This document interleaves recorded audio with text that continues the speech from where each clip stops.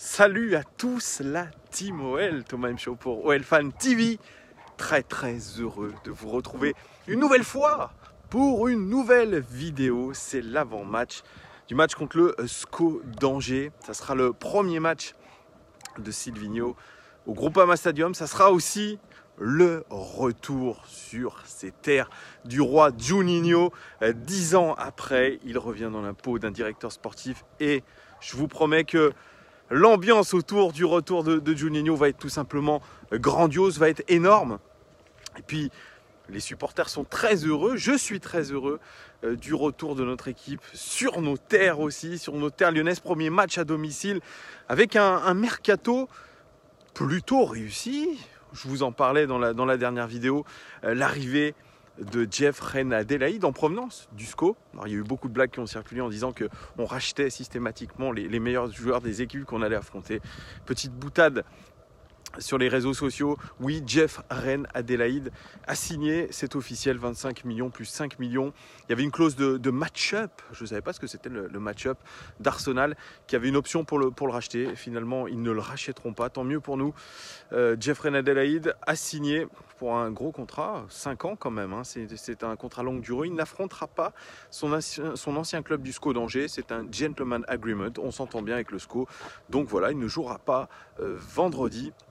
Le match est demain, 20h45. Ça va être une affiche qu'on attend un petit peu, presque une semaine après le début du championnat, même une semaine après le début du championnat. On a vu une équipe de l'Olympique Lyonnais très solide contre Monaco et on s'attend à voir ce que va donner notre équipe à domicile. Silvino a parlé en conférence de presse d'une volonté de match très intense de la part de notre équipe. Ils ont travaillé énormément la tactique pendant cette semaine. Beaucoup de tactique, notamment sur le pressing, notamment face à des blocs bas. Oui, parce que j'en parlerai. Il y aura forcément un bloc bas face à nous. C'est ce qu'on attend. Le SCO d'Angers, c'est un petit peu sa marque de fabrique. Une équipe très solide, une équipe surtout qui joue en bloc bas, qui attend son adversaire dans sa propre moitié de terrain.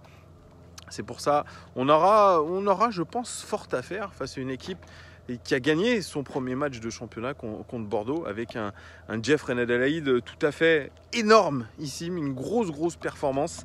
Alors je vais vous faire une petite rétrospective un petit peu du SCO d'Angers. La saison dernière, ils ont fini 13e du championnat, 44 buts marqués. Ils auraient dû en marquer 47. Vous voyez, ils sont très cohérents par rapport à leur expected goals. Ils ont encaissé 49 buts et ils auraient dû en encaisser 46. Très cohérent aussi. C'est une équipe cohérente, hein. Pas forcément très impressionnante dans les chiffres, mais cohérente. Au niveau de l'indice de pressing, ils sont tout simplement derniers du dernier championnat. Ils sont la dernière équipe, ils pressent pas beaucoup, 15 passes autorisées à l'adversaire avant une intervention défensive. Ils mettent pas un gros pressing, ils attendent, voilà, ils sont en bloc. Ils se découvrent pas finalement, ils sont pas dans le déséquilibre. Au niveau du mercato, dans le sens des arrivées, Casimir Ninga de Caen, Pereira de Clermont, Petkovic de Lorient, Tube de Nîmes, Masson de Valenciennes et Alioui de Nîmes. Voilà, c'est un recrutement un petit peu low cost. Hein. Ce sont des joueurs qui viennent de la Ligue 2 ou alors des clubs pas trop huppés de Ligue 1, de moyenne gamme, vous voyez, mais quand même un bon recrutement, une équipe qui reste stable au niveau des départs. On a Jeff Reine Adélaïde, c'est quand même une sacrée grosse perte pour eux. C'était l'un de leurs joueurs majeurs. Et le deuxième joueur majeur qui est parti de ce club, c'est Flavien Tête. Nous étions sur lui. Eh bien, il est parti du côté de Rennes, Flavien Tête. Donc, 2 pertes majeures. Mais ils ne sont pas sur les hommes, sur les individualités, le SCO. Ils sont sur une équipe. Ludovic Butel, qui est leur gardien de but, a loué le fait que l'équipe n'ait pas beaucoup changé, qu'ils se connaissent parfaitement. Ils ont eu 6 semaines de préparation avec le point d'orgue. C'était les 100 ans du club contre Arsenal. Et ils ont fait plutôt très bonne figure, les joueurs du SCO. Il y a eu aussi un petit point noir, c'est la blessure de Fulghini. C'est l'un des meilleurs joueurs de la préparation d'Angers. Donc c'est un petit peu une tuile aussi pour eux. L'équipe, comme je vous le disais, est quasiment la même que l'an dernier. La vraie force du SCO, c'est un bloc solide et surtout des joueurs très très solidaires. C'est le mot-clé que je retiendrai. Ce sont des joueurs solidaires qui font les efforts les uns pour les autres. On en a beaucoup parlé avec l'Olympique Lyonnais, notamment lors des matchs de préparation, qu'il n'y avait pas forcément les efforts faits les uns pour les autres. Contre Monaco, là, il y a eu un vrai bloc équipe, il y a eu une vraie volonté de faire l'effort pour le coéquipier qui était à côté de soi. Donc voilà, on est un petit peu dans cette démarche-là. Là, le SCO depuis 2015, depuis longtemps, puisque depuis que Stéphane Moulin est l'entraîneur, il y a cette philosophie. Les valeurs du SCO, c'est jamais lâcher, qui est un peu la devise aussi des Bad Guns, et surtout ne pas paniquer. Ils ne paniquent jamais, même lorsqu'ils sont menés au score. Ils ont eu 10 minutes très très compliquées contre Bordeaux, et puis après ils sont revenus dans la course parce qu'ils n'ont pas paniqué. Ils savent garder leur calme, c'est une de leurs forces, c'est la force mentale qu'apporte Stéphane Moulin à cette équipe. Voilà, le calme, l'attitude sereine, la confiance, c'est beaucoup de ces mots qui reviennent. La victoire contre Bordeaux lors du premier match, c'était une première. C'est la première fois depuis son accession en Ligue 1 en 2015 que le SCO remporte son match d'ouverture, donc c'est plutôt cool. Alors je vous parlais de Stéphane Moulin. Stéphane Moulin, c'est l'entraîneur emblématique de ce club, du SCO d'Angers. Moi, je l'ai décrit comme un profiler. C'est un entraîneur qui cible tout de suite la personnalité des joueurs qu'il a face à lui. C'est un fin psychologue, c'est quelqu'un qui est capable vraiment de faire progresser tous les joueurs qu'il a eu sous ses ordres. Là, je parle de Flavien Tête, je parle aussi de Jeffrey Adelaide. Je crois qu'il doit beaucoup à Stéphane Moulin par rapport à ce potentiel qu'il arrive à libérer et qui lui a permis notamment d'avoir ce contrat avec l'Olympique Lyonnais. Je parle même de sorcier, c'est un sorcier Stéphane Moulin. Il est au club depuis très très longtemps et je pense qu'il n'est pas prêt de lâcher ce club qui lui colle vraiment à la peau. Alors la tactique, c'est un bloc solide, je vous l'ai dit, qui pousse vraiment l'adversaire à la faute. Ils récupèrent le ballon ensuite très haut, mais ils évitent absolument les déséquilibres. C'est vraiment rester le plus longtemps organisé. C'est éviter aussi à l'adversaire de ressortir le ballon comme ils ont l'habitude de faire. Ça me fait un peu peur parce que l'OL, il y a une sortie de balle qui est toujours classique entre les défenseurs centraux qui vont ensuite vers les latéraux, etc. Et j'ai bien peur que le SCO nous fasse un petit peu déjouer là-dessus. Il a dû travailler sur ces ressorties de balles de l'Olympique Lyonnais qui sont souvent stéréotypées, Stéphane Moulin. Donc attention, alors leur système de jeu, c'est un 4-1-4-1. Tiens. Ça permet au SCO notamment d'attendre son adversaire dans son camp. Le milieu, il est renforcé par une sentinelle qui permet de mieux quadriller le terrain. Le joueur entre les deux lignes, qui est en l'occurrence Santa Maria, permet à d'autres d'aller dans les duels, notamment les relayeurs et les latéraux. Donc c'est pour ça que ce système il est huilé depuis des années. Vous voyez, c'est pour ça que ça va être compliqué, moi je le sens. Alors le dernier match contre Bordeaux, il y a eu quelques points assez majeurs, je vais vous les mettre en petite infographie. Mangani, c'est celui qui a fait Thomas Mangani, c'est celui qui a fait le plus de passes, celui qui a fait le plus grand nombre expected goal chain. Alors, je vous le dis, c'est les chaînes de passes qui finissent par un tir. Et c'est là où on évalue l'expected goal à partir de ce tir. Eh bien, c'était Jeffrey Adelaide qui a été celui qui a créé le plus finalement d'expected goal dans le jeu. Le joueur qui passe le ballon le plus souvent dans des zones dangereuses, c'est-à-dire près du but avec un bon angle, eh bien c'est Awit Nouri. Le joueur, lui, qui reçoit le ballon dans les endroits les plus dangereux du terrain, le plus dangereux pour l'adversaire, c'est Pereira Lage qui vient de Clermont. C'est une nouvelle signature.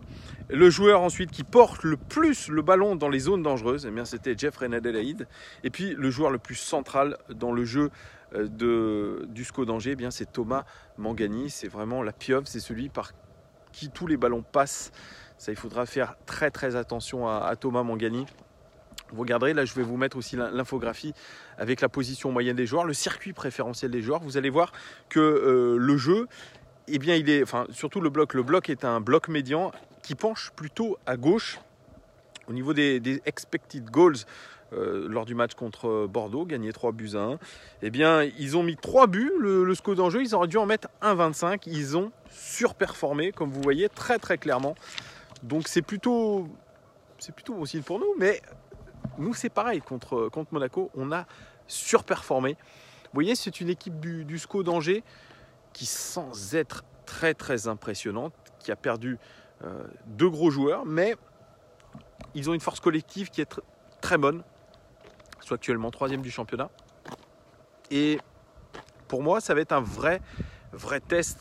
Notre équipe va avoir fort à faire face au SCO d'Angers, parce que le SCO ne se laissera pas faire. Après, nous, on essaye un petit peu d'impressionner l'adversaire. Voilà, les déclarations de Juninho qui veut faire du Groupama Stadium une citadelle imprenable, que le public a son mot à dire en tant que 12e homme, qu'il doit mettre un petit peu cette ambiance, qu'il doit emmener nos joueurs à se surpasser. Ça, c'est un petit peu pour impressionner l'adversaire. On a eu 2 conférences de presse, celle de Silvino et celle d'Andersen. Très sincèrement, je n'ai rien appris, moi, des 2 conférences de presse. Alors, les questions, elles ont été soit mal posées, soit pas assez précises, soit... on enfonçait des portes ouvertes, j'ai l'impression. C'est tous ces journalistes-là, du Progrès, de l'équipe, etc. Ça enfonce des portes ouvertes.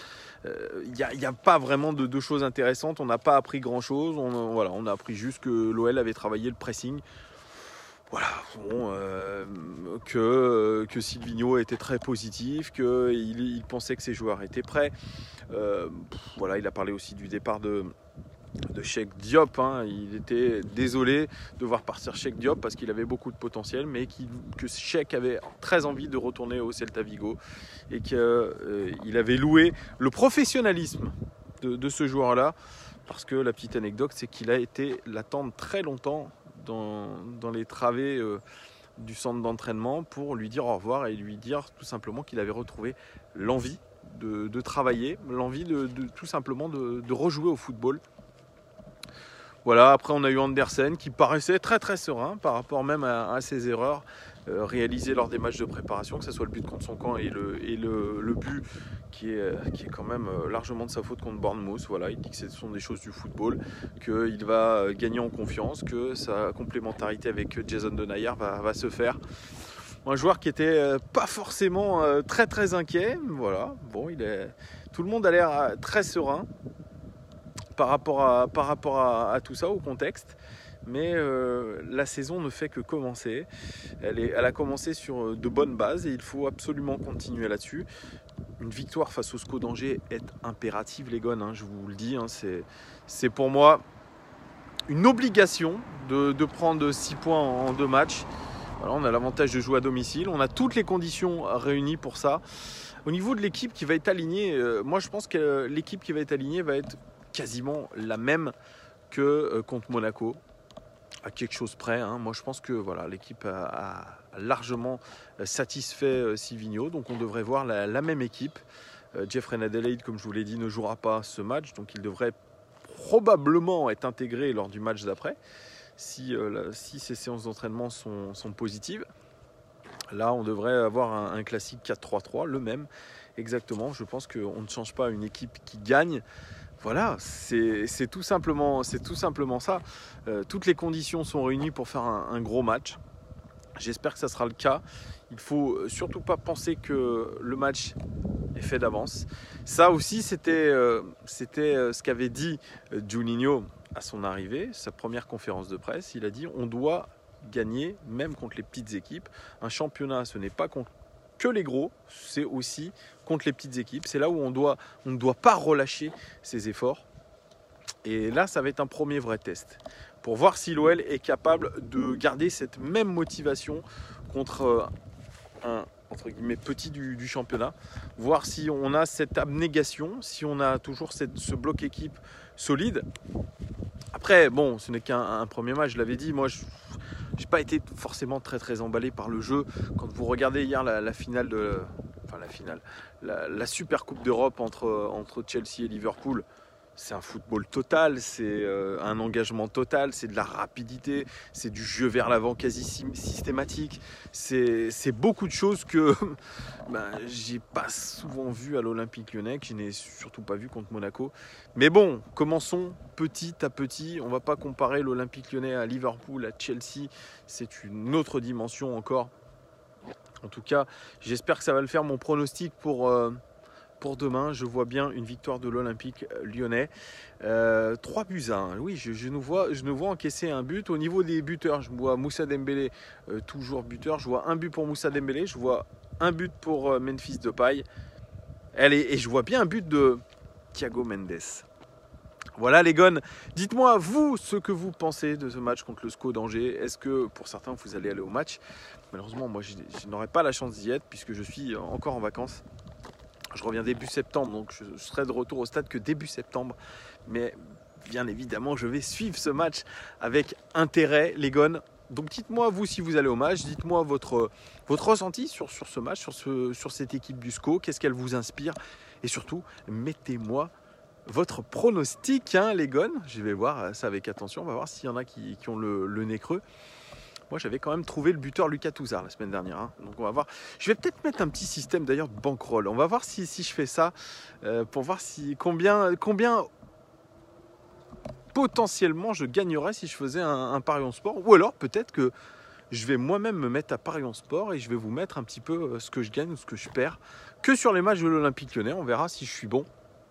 Voilà, bon, c'est une petite idée, dites-moi si ça vous intéresserait.